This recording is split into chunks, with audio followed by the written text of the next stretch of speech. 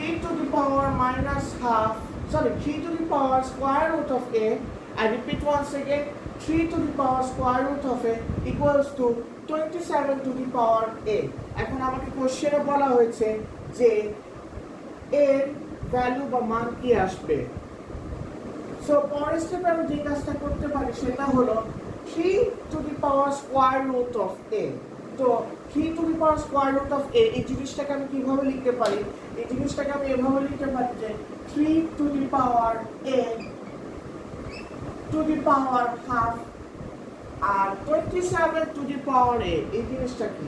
27 to the power a, এই জিনিসটা হলো যে 27 কে আমি এভাবে লিখতে পারি যে 3 to the power 3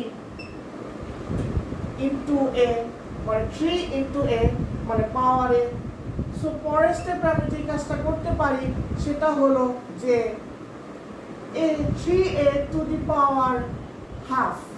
সো আমি এটা জাস্ট খেয়াল করে দেখলাম এবং ইকুয়াল টু সাইনের এই সাইডে 3 to the power 3 into a।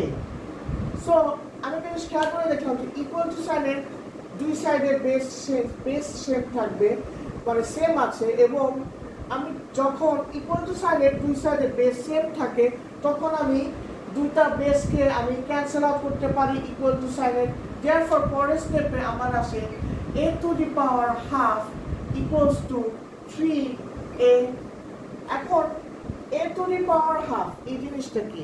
a to the power half এই জিনিসটা হলো যে square root of a equals to 3a।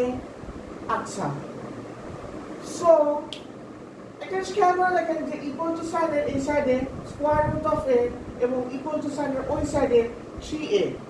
এখন আমি পরের স্টেপে যে কাজটা করবো সেটা হলো ইকুয়াল টু সাইনের দুই সাইডকে আমি স্কোয়ার করবো।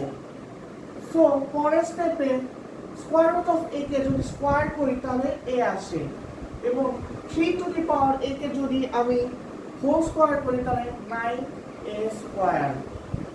সো একটা জিনিস আপনারা খেয়াল করে দেখেন যে 9a স্কোয়ারকে যদি আমি ইকুয়াল টু সাইনের এই সাইডে নিয়ে আসি তাহলে minus 9a square plus a equals to 0। আচ্ছা, পরের স্টেপে আমি যে কাজটা করতে পারি সেটা হলো মাইনাস a কে আমি কমন নিব, মাইনাস a কে কমন নিলে 9a minus 1 equals to 0। So minus a equals to 0, a equals to 0, কারণ আমি ইকুয়াল টু সাইনের দুই সাইডকে আমি -1 দিয়ে মাল্টিপ্লাই করেছি। So minus, so on the other hand 9a minus 1 equals to 0, a equals to 1/9। So আমাকে কোশ্চেনে বলা হয়েছে যে এর মান বের করতে, এবং আমার এর দুটা মান এসেছে a equals to 0, a equals to 1/9।